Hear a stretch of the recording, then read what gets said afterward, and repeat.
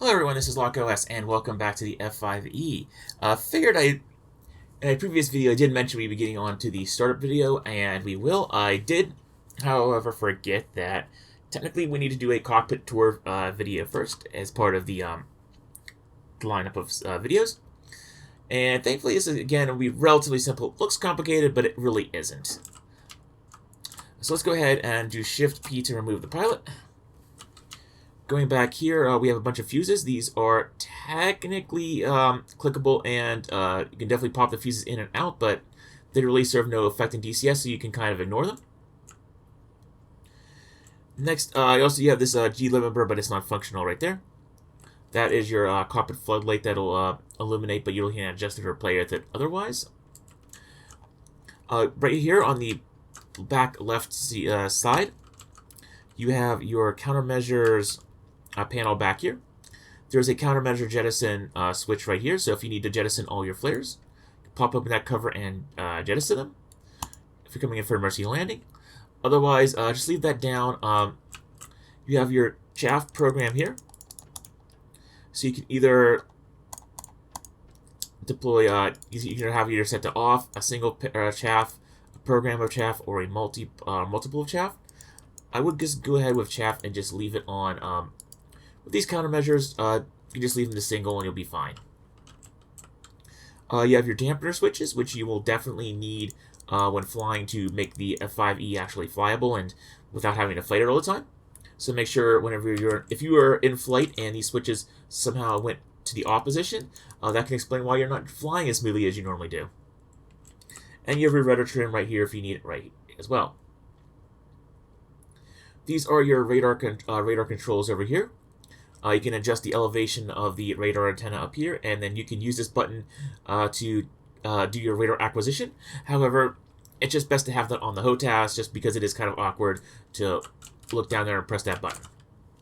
You also have your radar modes down here. Off is off, standby turns it into a standby warm-up mode. You do have an operation and a test mode. Generally speaking, you want to have it in standby until you're ready to go into combat. That way you're not throwing emissions out into the black and receiving nothing in return. Whereas the enemy is picking up on your emissions. The F5E's radar isn't really good for detecting fighter-sized targets until 10 miles anyways, so you don't necessarily want to be throwing out radiation into the black without getting a return, even if you're only going to expect to see things around like 10 miles. Speaking of which, your radar ranging is your radar's range on the display is through here. So if you want to see things out to 40 miles, which you probably won't unless it's a huge bomber, you can have that option.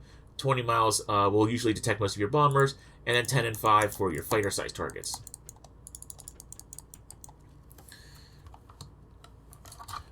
You have back here behind this, there we go, behind the throttle here. In fact, I'm going to go ahead and move the throttles from the cutoff detent forward so we can see this flap switch. Generally, if the flaps just go ahead, this is you have it into either emergencies up. You can have it dedicated by the thumb switch, which is this right here, or we can just have it manually in full. So this is more manual control of the flaps. If you want more manual control. However, normal flaps operation is done through this here with the auto flap system, and for the for this flap system, you really just want to have it on auto. That way the flight computer manually controls it, so you don't have to worry about adjusting the flaps up and down manually. Just put it on auto, and you're good throughout your entire flight. You also have your speed brake here.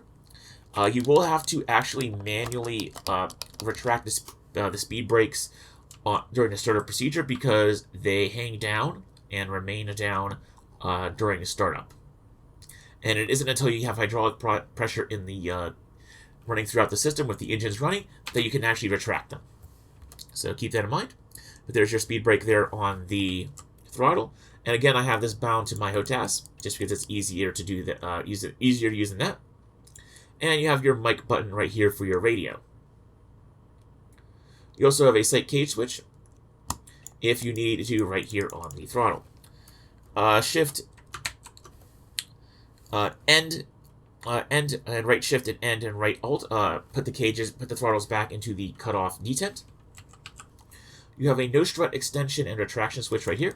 It's non-functional while we have no hydraulic power, but once we have hydraulic power, the nose extension wheel will take this. Let's see here if I can get. There we go. Our mouse cursor. This nose wheel right here, as you can see, there's a hydraulic shock. And as part of the takeoff procedure, you extend the nose wheel strut to give your aircraft a little bit more AOA for takeoff. You also have a loose item stowage box right here, but that's non-functional in DCS. But if you wanted to, you can put loose items there in real life. You have emergency fuel shut-off valves right here if you need to have them shut off for whatever reason. For instance, if there's an engine fire, you can go here and shut off the fuel to that engine. You have a light control here for the armament light, and this controls the amount of backlighting for your panel right here. You have your landing and taxi light switch right there. And right next you have your engine start button. And these are used for the engine start procedure to ignite the engines and get them started. You have your your Sidewinder volume button right there next to the armament switches here. These turn on the power to various pylons. So if you want to have if you want to activate your Sidewinders, you click on the exterior pylons and you'll get them running. These are also used for the selective jettison switches. So if you need to jettison the ordnance on a certain pylon, or if you have a fuel tank and it's empty, you can go ahead and select the position the fuel tank's on, push that button, and it'll jettison the ordnance on that pylon. And all pylons jettison all of the pylons on the aircraft at once, except for the 2 wingtip missiles. Also, to get the turning on these switches allows the Sidewinders to receive cooling. You also have your interval switch for bombs right here for your various bombing modes. You have your bomb arming switch here to go from safe to nose tail to then back to safe. This is your guns and missile and camera switch. So if you want to get basically when you want to go into air-to-air dogfighting, you want to switch this to on, and then that'll engage that'll arm your guns and your Sidewinders. You have your external swords, rockets on one side, bombs on a single bomb drop on that selector, and then you have your ripple. If you want to ripple off your bombs, you have that right there. Keep that at safe until you're ready to drop bombs. You have your emergency jettison switch right here. You hit this, and it'll jettison all your ordnance all at once at an emergency. I do believe this also works for all pylons. I think this also ejects your racks too. So you have your selective jettison down here as well. We're jettisoning ordnance. You have your emergency gear handle down here. I actually did once get damaged enough on a mission where my gear wouldn't manually lower. So this is actually functional in DCS. So if you need to do an emergency gear drop, you pull that handle, and it will release the landing gears. It'll lower the landing gears automatically. This is your landing gear handle there. And this basically is an override switch, only to be used for basically it's only really used to be the ground crew. Also, you have up here landing gear. You also have a button to silence the flaps and landing gear warning. So if you're flying real slow and it sounds getting annoying, you can silence it here. Other than that, let's work our way up here before we get down to the instrument panel down here. You have your drag chute. You pull it to with your first click to deploy the drag chute, and then you can push it in to cut it off, to cut the drag chute, so that way you can taxi as normal. Your flaps indicator is up here. It's currently like this because it's not receiving any hydraulic power, and it also goes into this symbol whenever it's transitioning between up and auto modes. You have a pitch trim indicator up here, indicating how much trim that you have on your F5E right here. You have a speedometer here, measuring your speed and knots on the outer ring and Mach on the inner ring. You have your ADI right here, and this can, over time in flight, become thrown off. So if you need to, you can fly roughly level and then put the fast direct to reset the ADI ball to normal, or as close to it as you can. Down below, you have your HSI down below with a heading knob here that you can set for a heading bug, and a course line to also intercept a designated course if you wish to.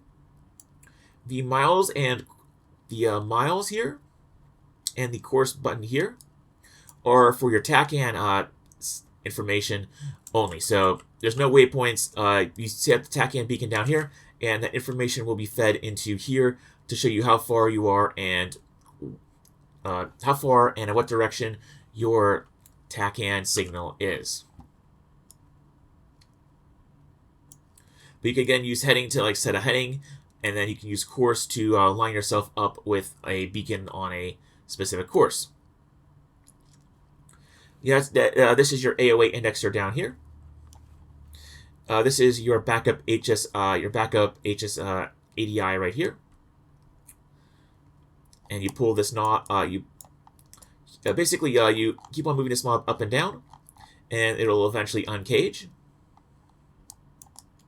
Or you can left click and there you go. You can cage. Do it that way, and then that way you can pull the cage, uncage, and then get this ready to go for flight. This is your vertical velocity indicator here, and that covers everything on the left side of the cockpit. The center side of the cockpit is next. Your HUD is very simple. There's nothing really to display on the HUD other than the gun sight. And the gun sight will give you ranging information if you have a radar lock on it. And that will cover that in the dogfight videos, because unfortunately, like I said, there's no navigation on the HUD or anything.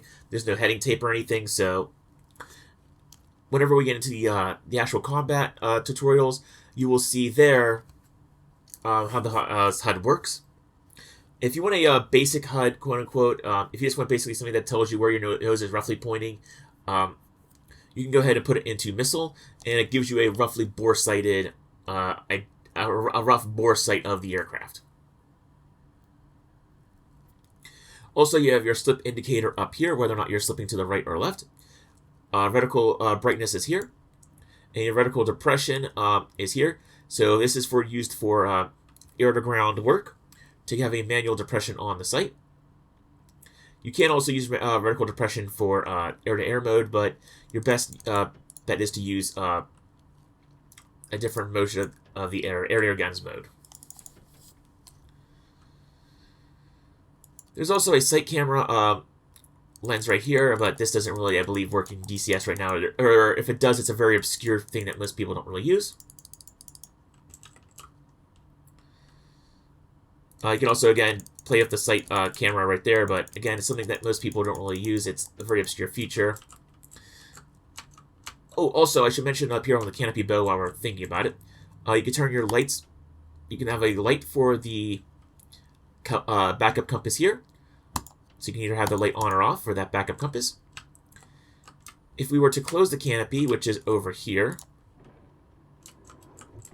you can then also toggle the mirrors on and off.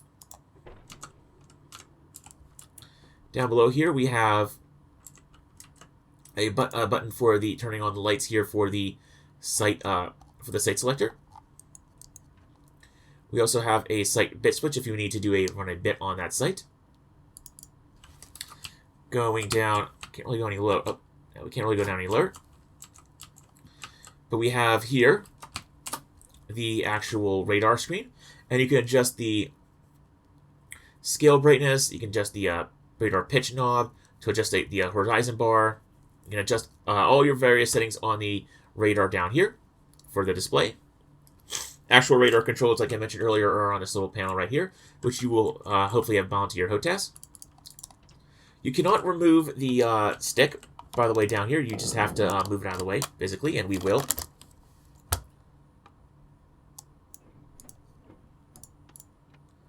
What did I click down here? Ah.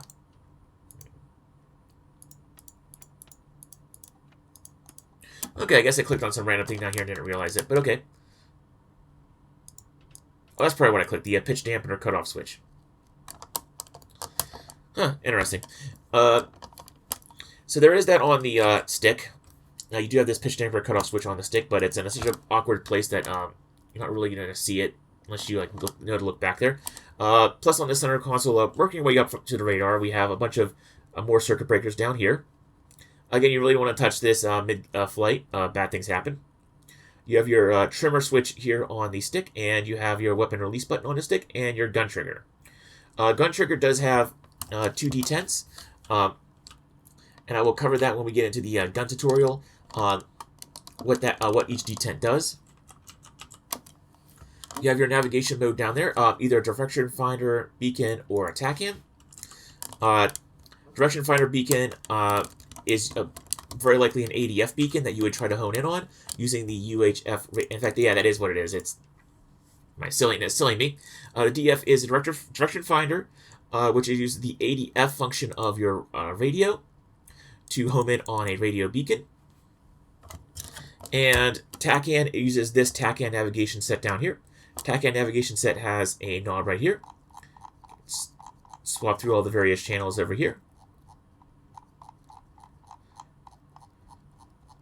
So you have your 10s channel, and then you have your 1s channel right here. You have a test button to test the signal if you need to. Then you have your various modes of TACAN operation: off, receive, transmit, receive, and then air-to-air versions of those. Plus you have your volume for the TACAN signal right there. You have this comm antenna button right here that really doesn't do a whole lot, just even on auto. You have your UHF radio mode selector here. You can have it off. You can have main, both, and ADF. I would always like to leave this on just main. You have your radio volume here if you need to.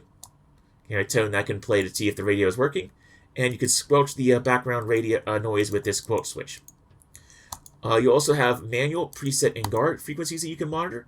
Both does, I believe both monitors both the manual or preset frequency, and additionally it manages guard. So, frequencies in the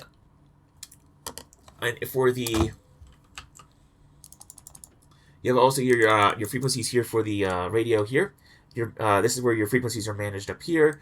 You have your 100 millihertz selection up here. You have your 10 millihertz, 1, 0.1, and then your last few are done in increments of 25. I do believe with the radio, the T function is used to replace the 1. So if you need to get down into lower frequencies, you possibly can with this radio using the T function. But in general, because this is a UHF radio, stick to just 2 and 3. Also, you do have your presets here. And I do believe it's a little bit bright. There we go. If we zoom in, you will actually see your channel presets listed here on a little notepad on the screen right here, and you can flip it up, and then you can, once you flip this little notepad here of your presets frequencies, you can go in here and you can actually set up your preset load button. You can use this button to load presets into the radio right here. And if you want to select your presets, just rotate this knob. Alright, we're in the home stretch. We're now on the right-hand side. This is where your engine instrumentation is here. In addition, we have our RWR here. So up top, you have a in-game clock. And I do believe it is set to roughly the correct time. So it is roughly 8:20 in-game, and it is roughly 8:20 right there on the clock. You have your utility and control hydraulics listed here. So you can so if you're receiving battle damage and something seems like it's acting up, you can check your hydraulic pressure here. Your RWR panel controls right here. So this controls your RWR with various switches for power, act power. You can do unknown ship button. You can, I will go over more details on how all these buttons and how they function for the RWR in its own separate video. But To note, the biggest thing to note with the RWR here in the F5E is that it can only look for search radars or tracking radars independently. It cannot. You cannot. If you have this on search all the time, you basically will never pick up a track radar that is tracking you. So you can definitely use search to see what the search radars are in an area, and then switch it off to see what's tracking you. Down here is your actual RWR display. Off to the side here, on either side of the radar, are your fire warning lights. This is your master caution light down here, right next to your G limiter, your G limiter, not your G limiter, but your this is basically the accelerometer for the aircraft to see how many G's, both negative and positive, it has endured. So obviously you don't necessarily want to, now while the aircraft can sustain and can pull above these red limits, it will damage the aircraft and your ground crew will yell at you in real life. Thankfully this is DCS, so you can theoretically go over those limits, but you shouldn't. Otherwise, going up to the top here of the engine instrumentation cluster, we have the percent RPM of the engine. We have engine temperature down below. Next, we have the auxiliary intake doors for the engine, and these auxiliary intake doors are, on the F5E, these doors right here. And during ground operation and afterburner usage, these auxiliary doors will open to allow for additional cooling of the engine. Below these engine temperature gauges, we have the nozzle. We have the nozzle gauge to show you how far the nozzle has opened up. We have an oil pressure gauge here to determine what your oil pressure in the system is. As you can see, we're at 0, and because we have 0 oil pressure and also 0 hydraulic pressure, we're not able really to do anything with the aircraft. We have our fuel gauge here, and there is a separate gauge that is labeled R and a separate gauge labeled as L for your different engines. So if you need to see how much fuel is being consumed by your right engine versus your left engine, if there's any difference between the two, those needles will split. As is, this will show fuel flow through your engine. This gauge is your fuel quantity. The left tank and the right tank are different sizes, so that's why there is that split, which will be addressed with the button down below here. And you have your cabin pressure in feet per minute, so an altimeter. So if your cabin pressure, if something feels a bit odd about the cabin, you can look down there and you can see what your current cabin pressure is like. Down here, we have a bit more of the fuel management switches down here. By default, you will want to put this at start into left low, because the left fuel tank is always going to be lower than the right fuel tank at start. Over time, this will be automatically pushed into the middle position once the right and the left match each other roughly. You have your boost pumps for the your fuel pumps right here, and then you can have a cross feed switch here if needed to operate the one engine off the one fuel. If you want to operate one engine off the other's fuel tank. You have your external fuel pumps right here. So if you need to have, if you have an external fuel tank, you want to turn that on to start using fuel from that tank. You will have to manually turn this off once the fuel runs out of that tank, and a caution light will warn you down there when you need to actually flip over the switch. This is pilot comfort up here, and you can turn on the pilot. If you want to have fake air conditioning or fake heating, you can turn it on right there. You can have auto, manual cold, manual hot down here if you want to do it that way. Canopy defog, that's not really a thing in this module, but if you want to turn on the canopy defog to just have it on, you can just do that. You could also then manage your cabin pressure through here.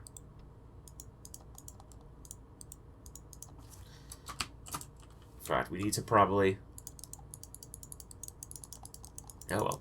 I will just leave that as is. I will start a fresh aircraft for startup. And then also down here, you have anti-ice. So you have your pitot heat and engine anti-ice on. Engine anti-ice you don't need to leave on all the time. Pitot heat you want to leave on all the time, at least when you get up into the clouds. If you need to canopy if you need to jettison your canopy, you do it through here. Obviously it's a one-time thing, so be careful about doing that. Your oxygen is in a bottle, and it's you can manage how much oxygen is in. We can at least observe how much liquid oxygen you have remaining in here, and you have your supply pressure down there. To turn on your oxygen supply, you flip that switch, and you can either go 100% pure oxygen or normal amount. And then again, you can do a emergency lever down here for that. Next up to here is your electrical panel. You can turn on your battery here, and you can turn your generators down there. Canopy lever is right here, and that's it. And then once it goes to the forward position, it automatically seals up. You can see we already have some warning lights popping up for our right and left generator because we don't have engine power to power the generators. And our utility and flight hydraulics are not on because, again, we don't have the engine powering the hydraulic pumps. And obviously fuel pressure is nil because we're not starting up anything there. And you'll have a whole bunch of other lights pop up down there.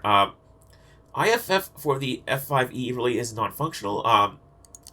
We can go ahead and just put it into norm. That way other modules, when they look into you, will at the very least get a good response if it needs it to have set to be norm. Again, I don't think this is really functional in DCS or for the F5E, but you can go ahead and set it to norm and just leave it there. You have your compass switch here. Just leave it on as is. You don't really need to worry about this too much. You can check your fuel and oxygen test gauge here if you want to. And most importantly, back here we have our lighting switch, and we can have a test switch to test all the lights. We can then have either we can set the brightness or dimness of the lights down of the warning lights. Just leave that as is. But most of the, more importantly, for your cockpit, you will have your lights here, and you can turn them on and off. You have your exterior lights on the right-hand side for your navigation, formation, and beacon lights. And then for your cockpit, you have your console. You have your console backlighting, your instrument panel backlighting, and your flight instrument panel backlighting. And then you have flight knobs. You have your floodlights for your instrumentation all here. And last but not least, you do have a map case back here. You can use this map case to access your kneeboard. So you can go ahead and do that if you want to just click on the kneeboard, and then once you're done with the kneeboard, you can click the map case and have it back up there. And that's it for the F5E for the Cockpit Tour. Not a whole lot for the F5E. It is a very simple aircraft compared to other aircraft like the Mirage 2000C and F-18C Hornet. So that is your complete tour of the F5E's cockpit, and I will see you all in the next episode where we will do a starter procedure for the F5E. Fly safe.